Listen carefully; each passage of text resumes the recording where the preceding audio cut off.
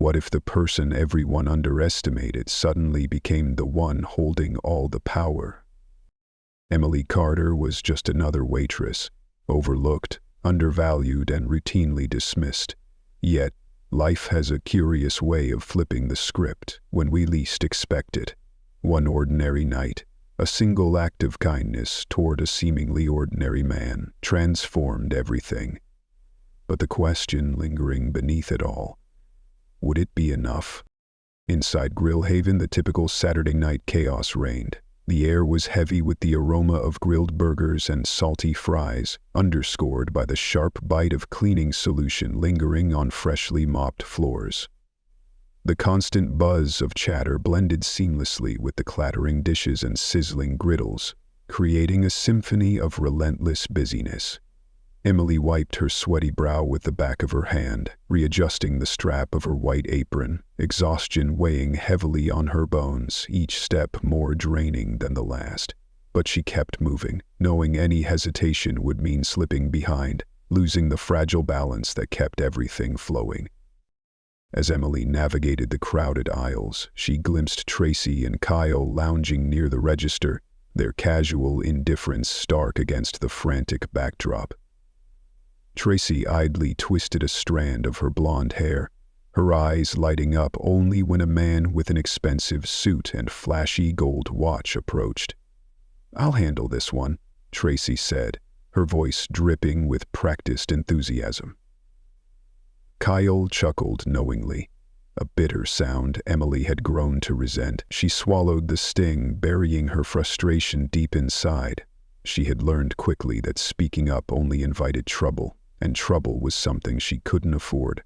Her paycheck was her lifeline, the only thing keeping her and her little brother Jake off the streets. Her heart clenched as another customer entered, a middle-aged man dressed modestly, an air of quiet confidence about him. Immediately she sensed the familiar shift in the room, the subtle, unspoken decision that this man wasn't worth anyone's time. Tracy glanced dismissively while Kyle busied himself with trivial tasks. Even Mark, the manager, barely registered his presence. Emily felt an inexplicable pull, an instinctive understanding of what it felt like to be invisible. Before doubt could paralyze her, she set down her tray, stepping forward decisively. "Good evening, sir. Welcome to Grillhaven. What can I get started for you?" Emily offered a genuine smile, warmth radiating from her voice despite the fatigue etched deep into her features. The man's eyes held hers for a long moment, something unreadable flickering in his expression, before finally breaking into a soft, grateful smile. "It's good to finally be acknowledged," he replied gently, his tone conveying both relief and amusement. Hours later, as the frantic rush tapered into a calmer lull, the same man lingered quietly at the edge of the dining area, observing everything intently. Emily sensed his quiet authority, an unspoken power he held with understated grace. Mark and the others continued to ignore him, but she noticed their growing discomfort, a ripple of unease beneath their indifferent facade. Emily felt compelled, driven by a silent promise that she would not abandon her principles for convenience. She approached once more, her voice steady. "Is there anything else I can do for you?" she asked warmly. The man studied her carefully before replying softly. "You're rare, you know. Not many people genuinely care about their job or the people they serve." His words lingered heavily, resonating deeply within her. Emily's cheeks flushed slightly, not from embarrassment, but from a sudden, unexpected surge of pride. "I just believe everyone deserves respect," she responded simply, her sincerity unmistakable. He nodded thoughtfully, his eyes filled with quiet admiration. "You deserve more than this, Emily." The statement hovered between them, heavy with meaning. Emily's heart quickened, uncertainty swirling through her mind. Before she could question him, he simply smiled knowingly and turned his attention to his meal. The next morning, Emily entered Grillhaven feeling an odd tension in the air, a charged anticipation. Mark's stony gaze and Tracy's whispered giggles sharpened her unease, causing her heartbeat to quicken. Had her small act of kindness been noticed more than she realized? Anxiety tightened her chest, a shadow of doubt whispering warnings in her mind, telling her to brace for what was coming. Green opened his mouth to retort. He used. Before she could clock in, Mark's voice cut sharply through her thoughts. "Emily, we need to talk." Fear knotted in her stomach, dread thickening her breathing as she followed him silently into the cramped, musty office. Mark's face revealed nothing, an unreadable mask. He sat stiffly, delivering his verdict with icy detachment. "We've decided to make some staffing cuts. Effective immediately, you're being let go." Emily's world lurched violently, her heart plummeting into despair.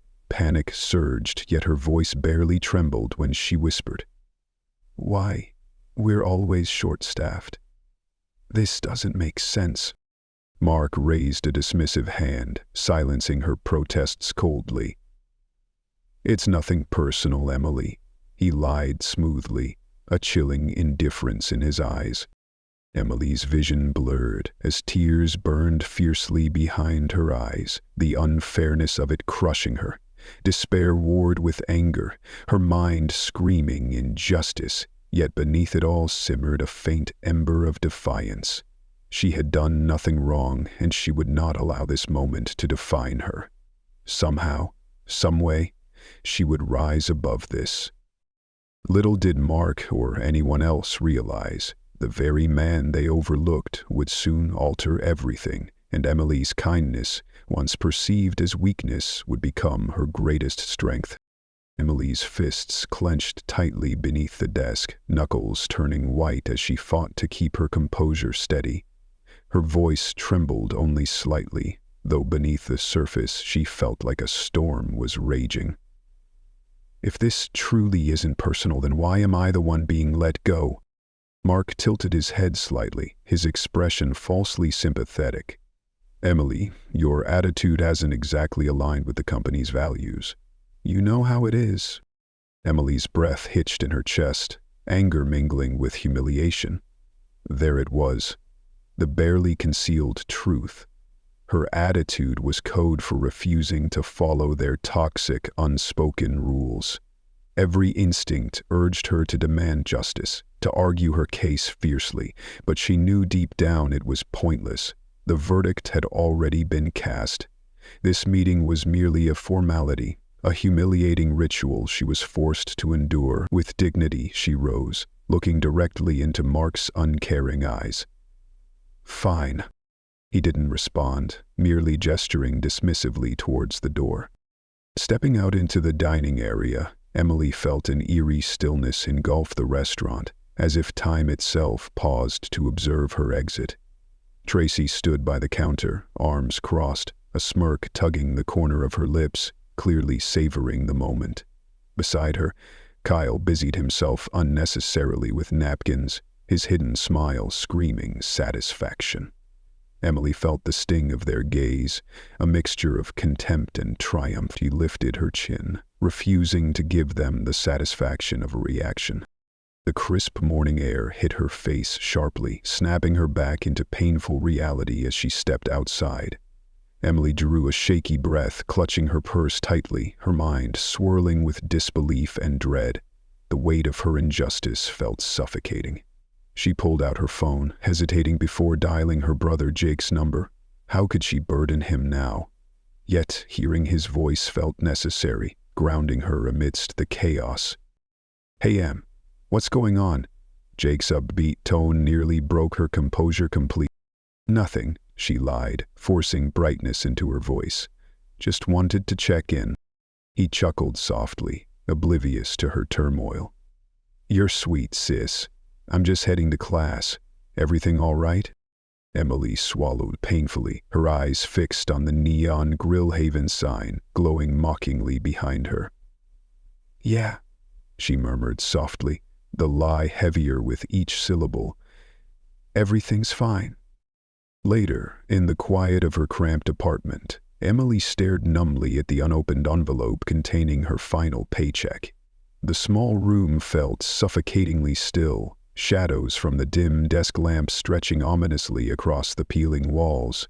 The muffled sounds of Atlantic traffic floated through the window, a stark contrast to the emptiness inside her heart. Her thoughts raced relentlessly. How could this happen simply because she chose decency over indifference?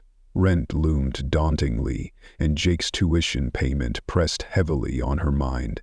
She tugged anxiously at the frayed hem of her hoodie, desperately considering options, but every possibility felt insufficient, hopelessly inadequate. The apartment door opened abruptly, startling her from her spiral. Jake walked in, tired yet cheerful, tossing his backpack aside with casual ease. "Hey, Em," he greeted warmly, then paused, noticing her strained expression. "Are you okay?"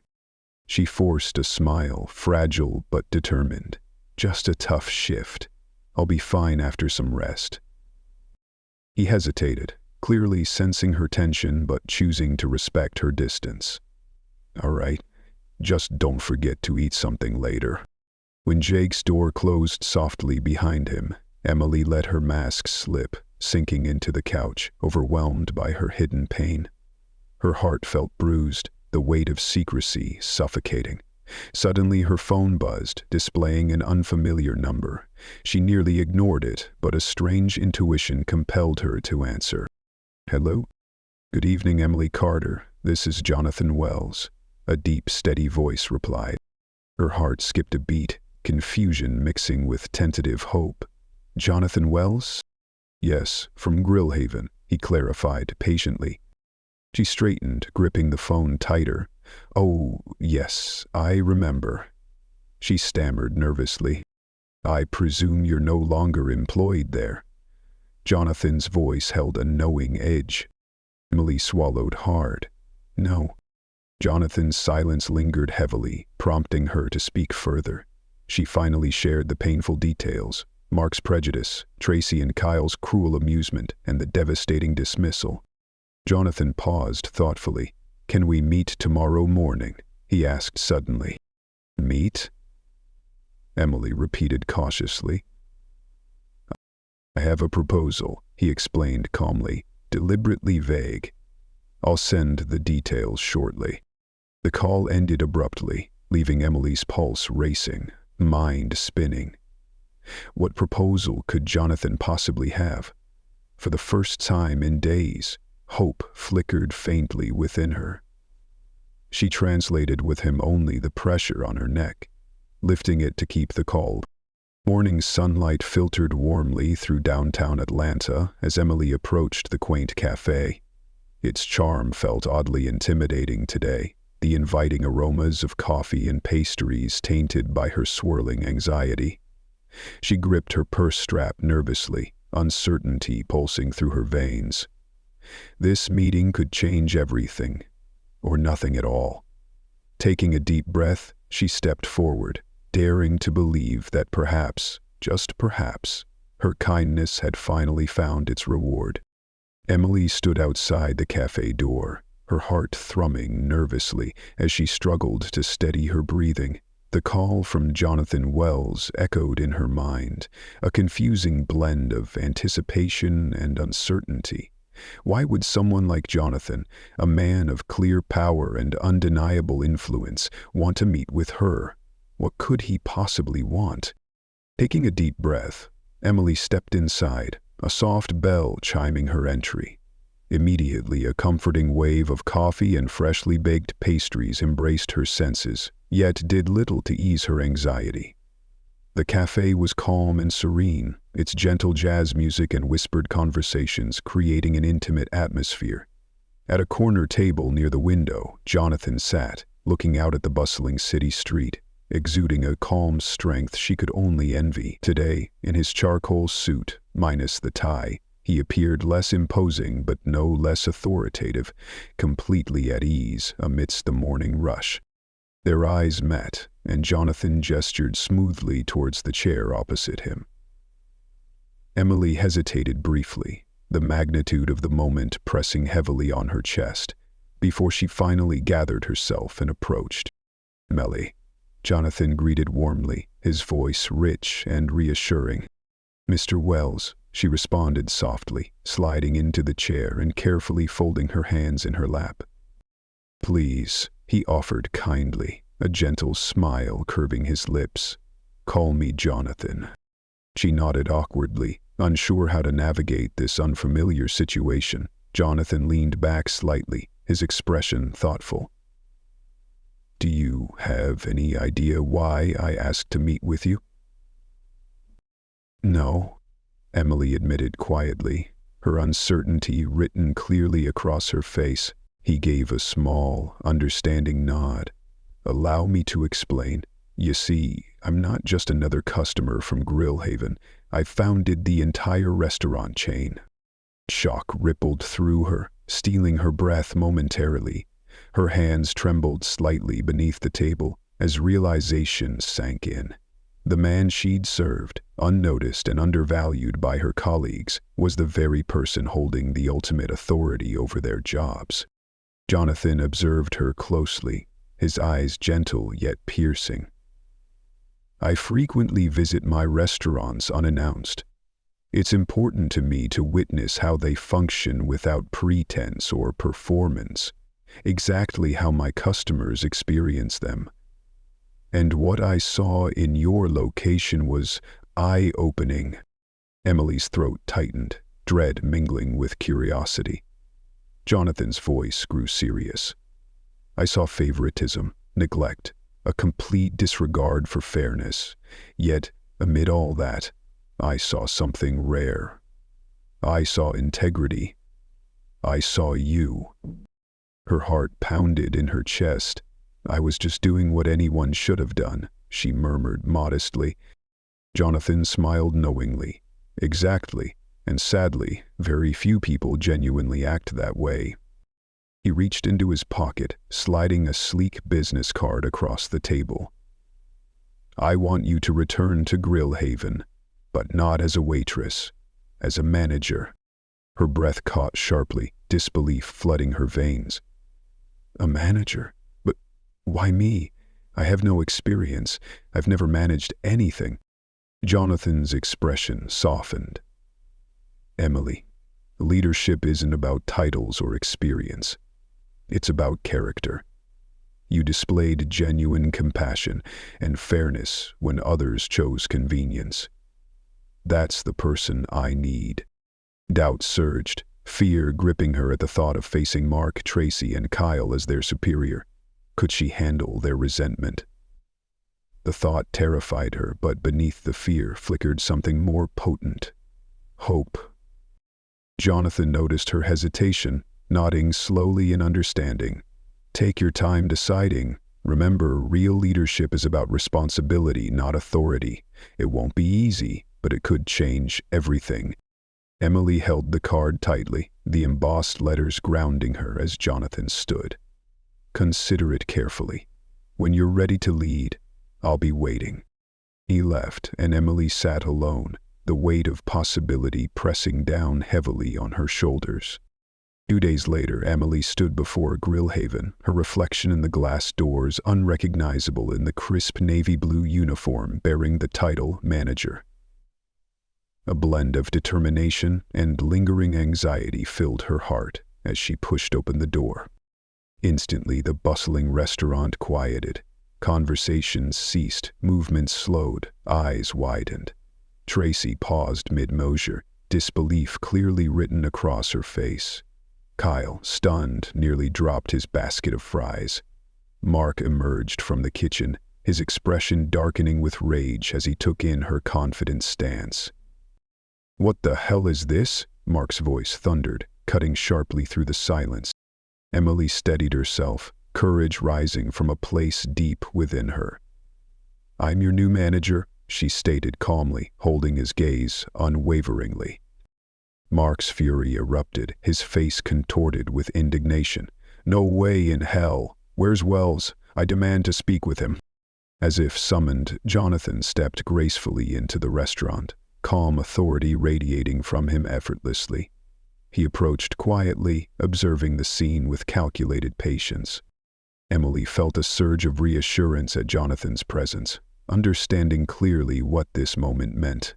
Not just a shift in her personal power, but a profound opportunity to right wrongs, reshape a culture of neglect, and bring integrity to a place that had long forgotten its meaning. As Jonathan reached them, Emily realized she was no longer reacting passively to life's circumstances. She was finally ready to take control, to lead with purpose, dignity, and unwavering courage. Jonathan Wells stepped forward slowly, his calm presence contrasting starkly with Mark's boiling anger. "Mark, you don't need to speak to me," Jonathan said evenly, "because today I'm here to speak directly to you." Mark squared his shoulders defiantly, outrage blazing in his eyes. "You're not seriously replacing me with her?" He spat the last word like venom, gesturing dismissively at Emily. Jonathan's eyes never wavered. "Yes, Mark." Mark let out a bitter laugh, incredulous yet hostile. "You really think she can manage this place better than I can?" Jonathan's gaze was steady, filled with quiet certainty. "I don't just think so, I know it." A brief flicker of doubt flashed across Mark's face, quickly overtaken by a surge of fury. "This is ridiculous," he snapped sharply, his voice shaking with disbelief. "I've dedicated years to this restaurant. I've built this place from the ground up. You can't just—" Jonathan cut him off with calm authority. "Mark, you're fired." The words resonated deeply, heavy and final. Mark's face flushed crimson, shock mingling with humiliation. "You can't do this to me," he sputtered, visibly shaken. "I can," Jonathan replied calmly, "and I am. Your leadership has failed this location. Favoritism, discrimination, incompetence. It ends today." Mark's fists clenched tightly at his sides, his voice low and threatening. "You'll regret this."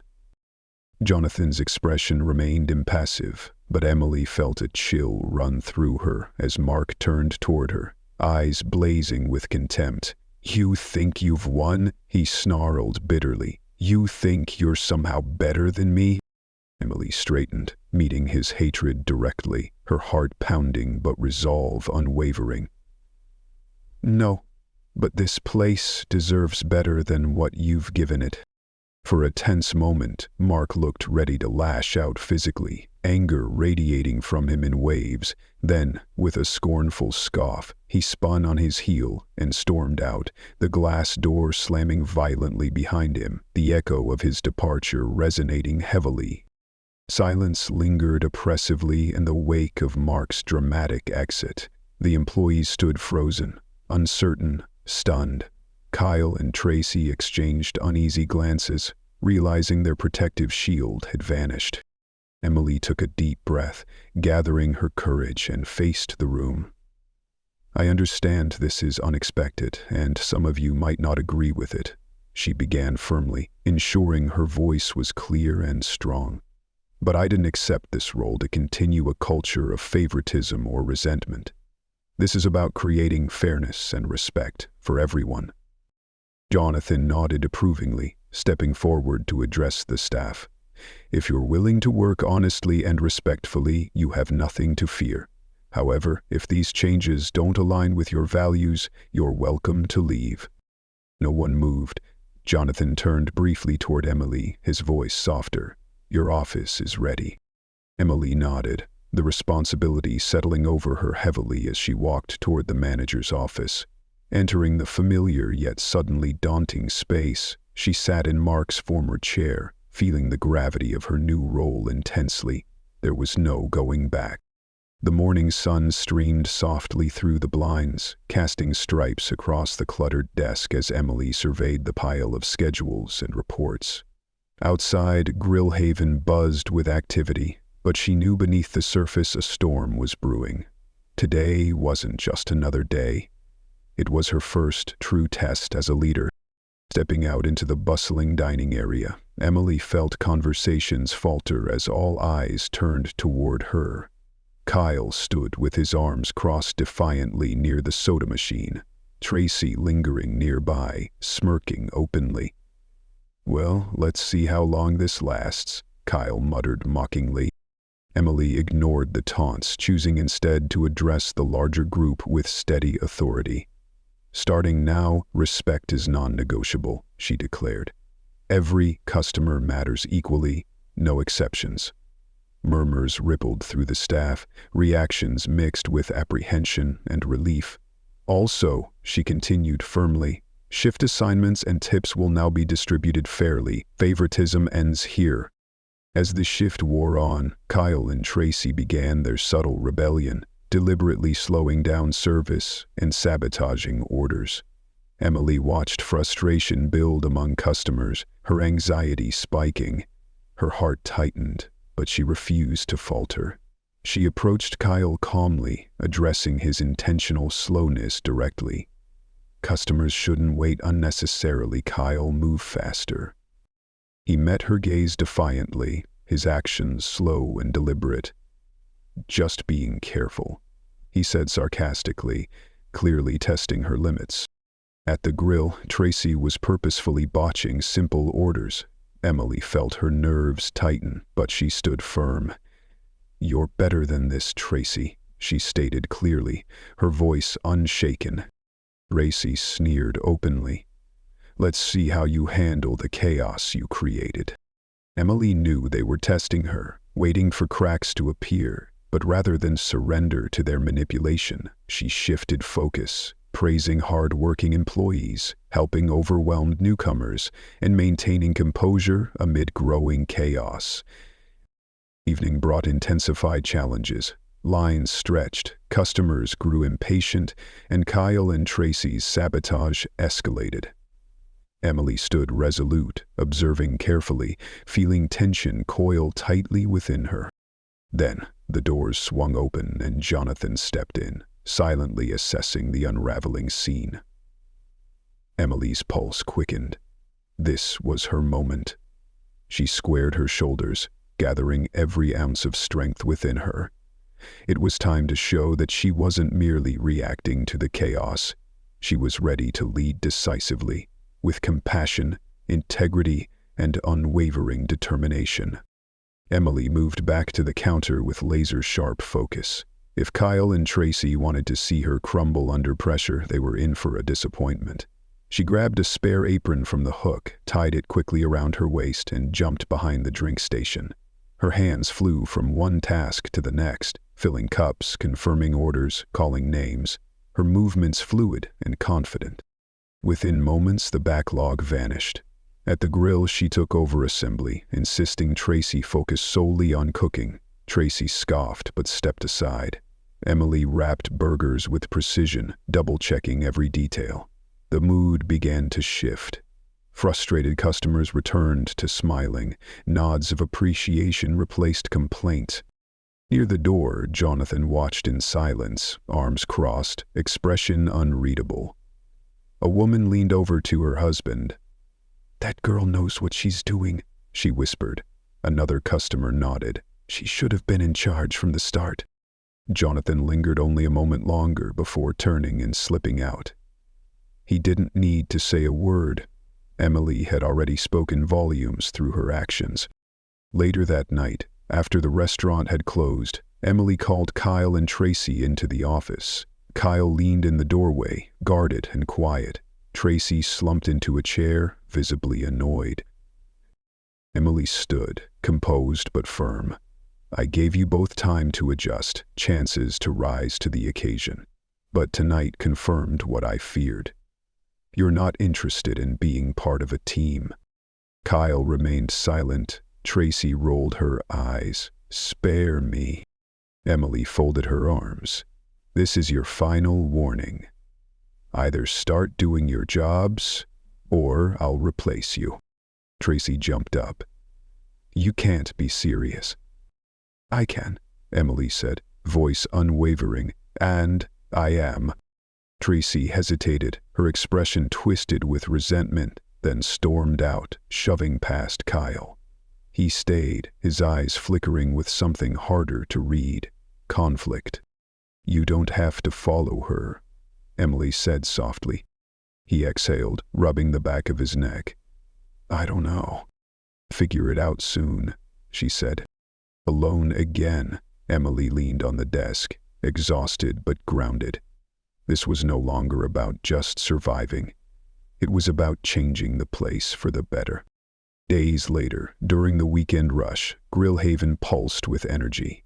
Orders came in rapid fire, laughter echoing from a corner booth of college students. Amid the chaos, Emily stood calm and observant. The new staff had begun to thrive, and even some of the older employees were showing signs of progress, except Kyle, who remained distant, and Tracy, whose bitterness had only deepened. Emily often found her whispering poison to others. And then, just as the dinner rush peaked, the door opened, and in walked Mark Reynolds. The room shifted. Conversations quieted. All eyes followed his confident stride. His presence was unchanged, but his gaze carried a colder edge. He scanned the room and locked eyes with Emily, his smirk making her stomach tighten. He approached the counter casually. Well, he said, leaning in. Look who's in charge. Kyle froze. Emily stood tall. You're not allowed here, Mark. Relax, he said, that smug tone curling in his voice. Just grabbing a burger. You don't mind, do you? Order at the register like everyone else, she replied firmly. Mark chuckled. You got what you wanted. But tell me, do you really think you're in control? She didn't flinch. You don't have a say here anymore. We'll see, he muttered, and with a sly smirk, he walked out. That night, after the staff had left and the doors were locked, Emily combed through the reports. Her brow furrowed. The numbers were off. Very off. Sales dipped despite steady customer flow. Complaints were piling up. Wrong orders, duplicate charges, online totals not matching receipts. A sickening realization crept in. This was sabotage. She scrolled through the system. Someone had tampered with transactions. Totals were altered, receipts modified. Worse, traces had been wiped. Whoever did this knew what they were doing. Then, the next night, chaos walked through the doors. A group of furious customers stormed in, demanding explanations. One man slammed his receipt down. I want the manager, now. That's me, Emily said, stepping up with practiced calm. How can I help? Well, was I charged for 2 meals? I only ordered 1. Another woman raised her phone. My online total was $5 higher than it should have been. No one even returned my call. A third customer chimed in. My whole order was wrong. Pickles on everything. The floodgates opened. Complaint after complaint spilled out. Emily kept her expression neutral, but inside her gut twisted. And then, in the far corner, she saw him, Mark, leaning against a booth, watching, smirking. She clenched her jaw. Turning back to the crowd, Emily steadied her voice. I'm sorry for the confusion. Let me correct it now. She moved quickly to the register, scanning records. The discrepancies confirmed her fears. Intentional changes, falsified charges, deleted logs. Someone was trying to destroy everything she had rebuilt. Her fingers hovered over the keyboard. This wasn't about errors anymore. It was war, and Emily Carter had no intention of losing. A voice from the crowd snapped Emily out of her thoughts. This never used to happen when Mark was in charge, one man grumbled, shaking his head. Back then, things actually worked. Emily exhaled slowly, forcing herself to remain composed. She knew exactly what this was, Mark's final play. He wasn't just trying to sabotage the restaurant. He was trying to rewrite the narrative, to convince everyone he had been the answer all along. Not today.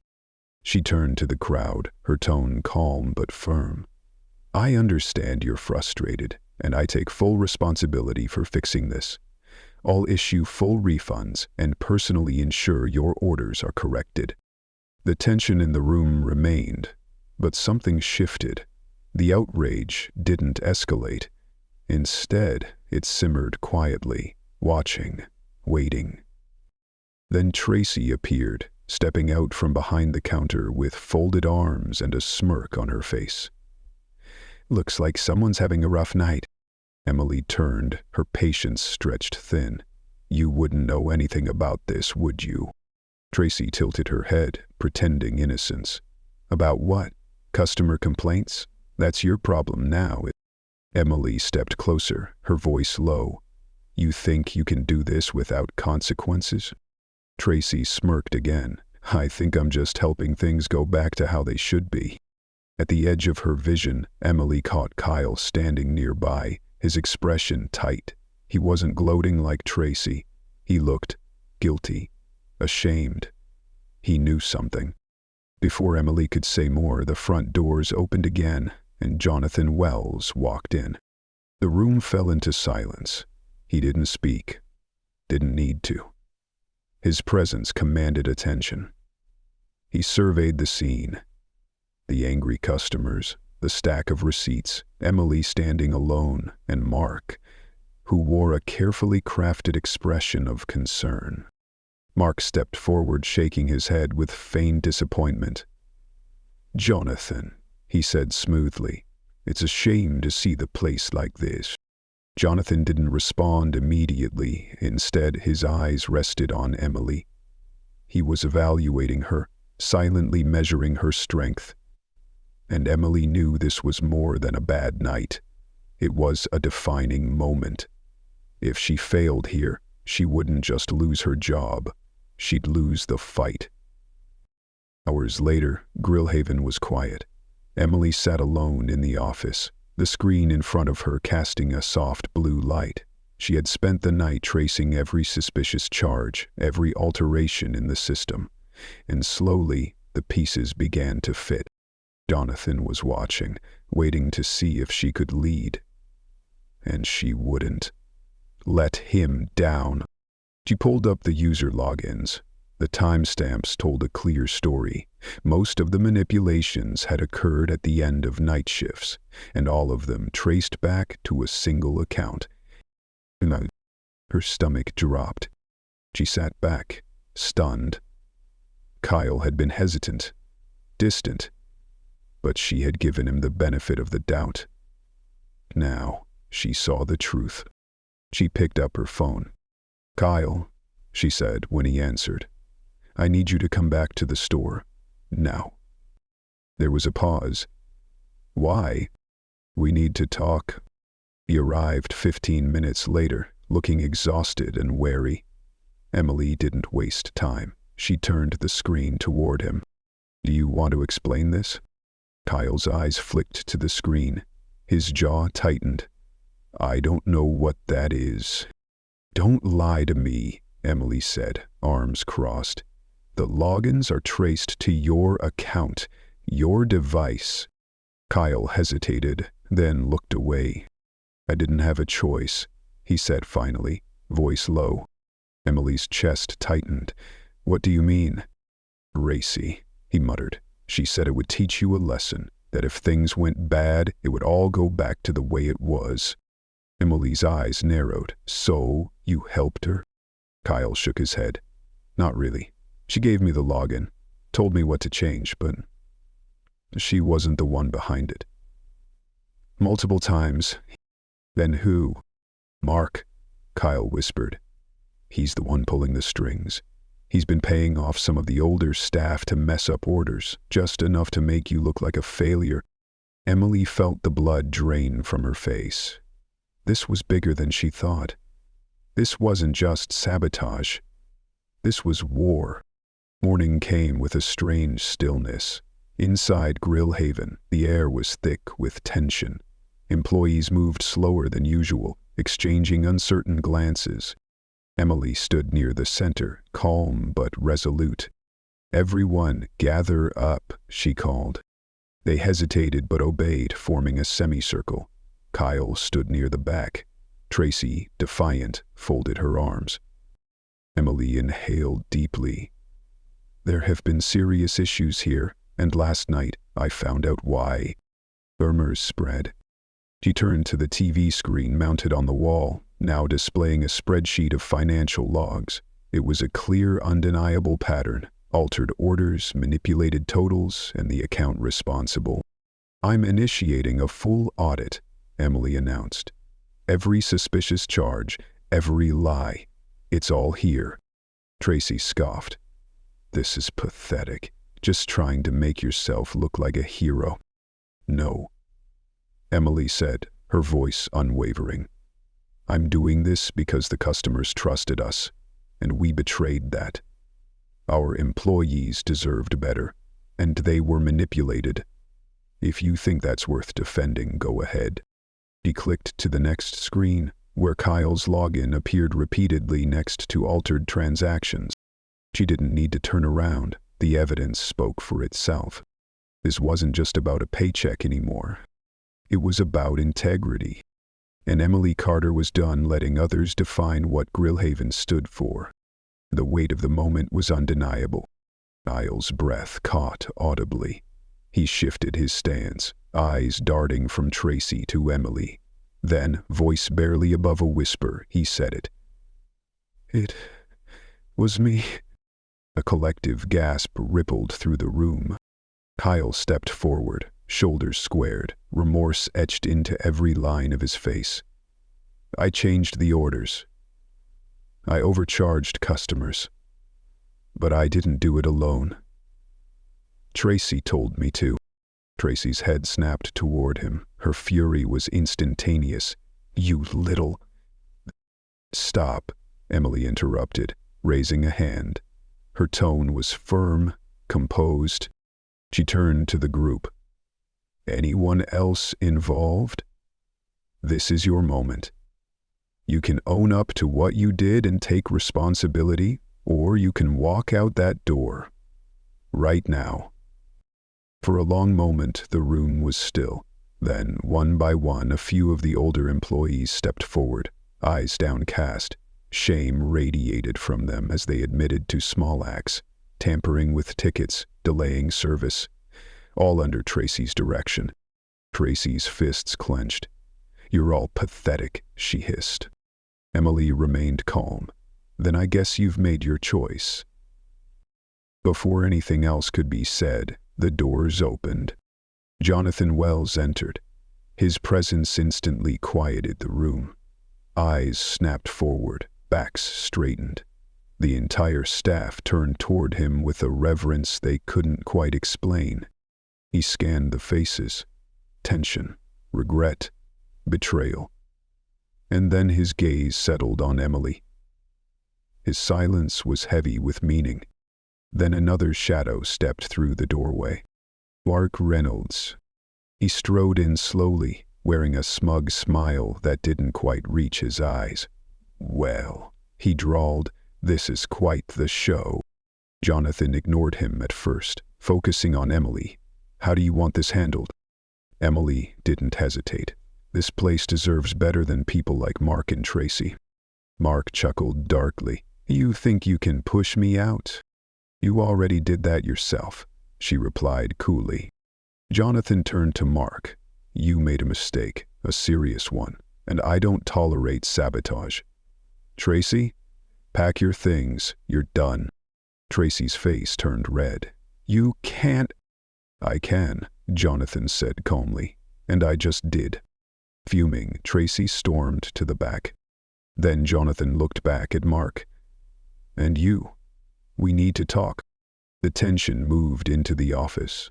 Shadows from the blinds stretched across the table. As Jonathan stood at the window, Emily sat straight-backed, Kyle silent beside her. Mark lounged in a chair, wearing his arrogance like armor. Let's not waste time, Jonathan said. I want an explanation. Mark scoffed. An explanation for what? Taking the word of disgruntled kids over someone who kept this place running for years? Emily slid a flash drive across the table. There's your explanation. Mark hesitated, his confidence flickering. Jonathan plugged it into the laptop, and then his voice played, clear and damning. You know what to do. Slow things down, mess up orders, nothing too obvious, just enough to piss off customers. Make sure she fails. Then Tracy's voice. What if someone notices? They won't, and if they do, we'll blame her. Silence. Thick and unyielding. Jonathan looked at Mark. You're finished. Mark's mask cracked. You need me. I know how to maintain order. You maintain control, Jonathan replied coldly. You bred fear, favoritism, and now you're done, permanently. And I'll make sure no one in this industry hires you again. Mark's face twisted. You're all fools. This place will collapse without me. Emily stood. Her voice was strong and sure.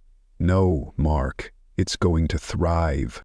Mark slammed a hand on the table, stood up, and made for the door. Jonathan's voice stopped him. Leave the key. Mark froze, then tossed the key onto the table.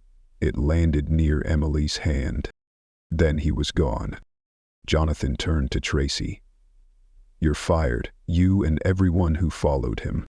Tracy tried to argue but saw the finality in his expression.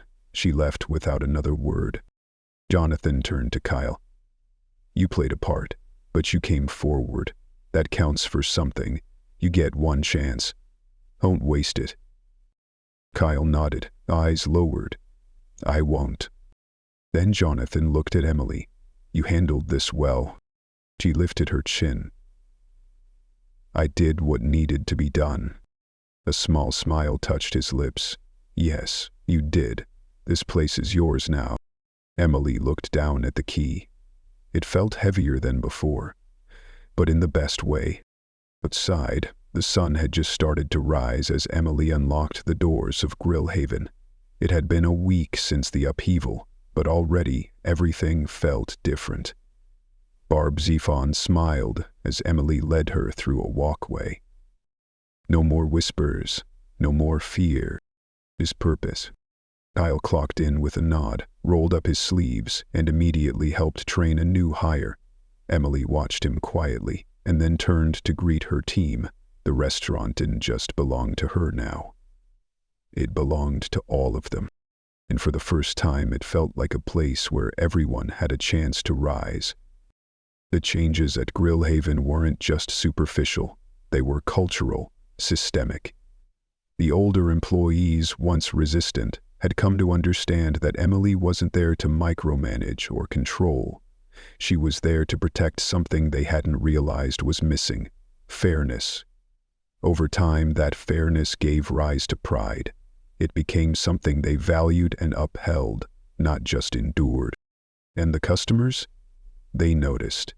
Slowly at first, like a cautious second date, but when they realized orders were accurate, service swift, and every face was greeted with the same warmth, regardless of suit or uniform, they returned.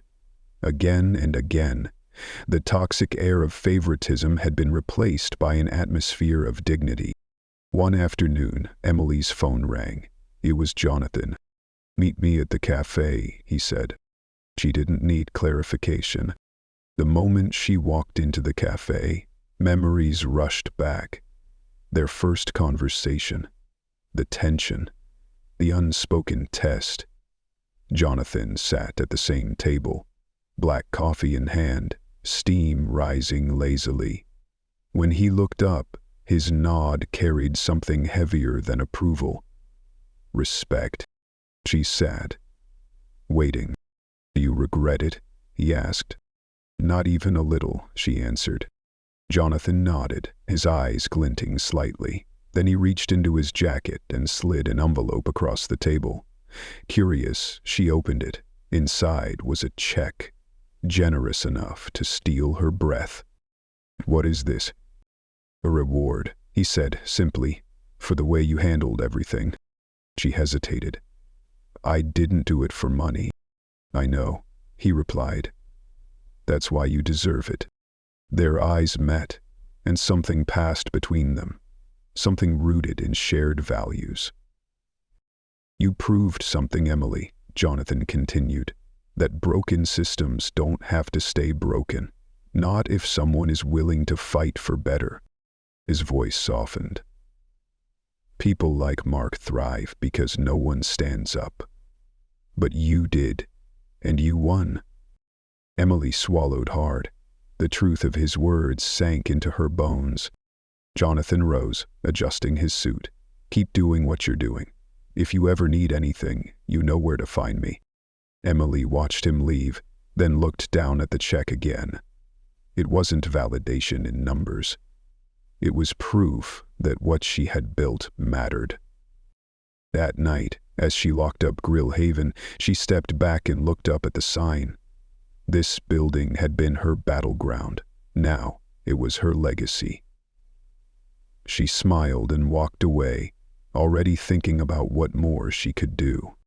A month passed. The restaurant was unrecognizable from what it once was. The toxicity had been replaced by camaraderie. Laughter had returned. Orders flowed smoothly. Customers were happy. Emily stood by the register, watching it all with quiet satisfaction. And yet beneath that pride there was still a shadow. Not fear. Awareness. The past had a way of testing you. That night, in her office, Emily found an envelope. No return address. She knew before opening it. The note was short, his handwriting sharp and bitter. You think you've won, but you haven't. You ruined my life. I won't forget, and I won't forgive. No threat, but the intent was clear. Emily read it once, then calmly folded it and tucked it away. She wasn't afraid. She had stood up to him before, and she would again if needed. I sounded the door. Emily. She turned, surprised to see him standing in the doorway, still wearing his hoodie and jeans, but lighter somehow. Happier. I just finished my exams, he said, beaming. I think I nailed them. Emily's face lit up. You've worked so hard. I had a good role model. She laughed. Oh, now I'm a role model?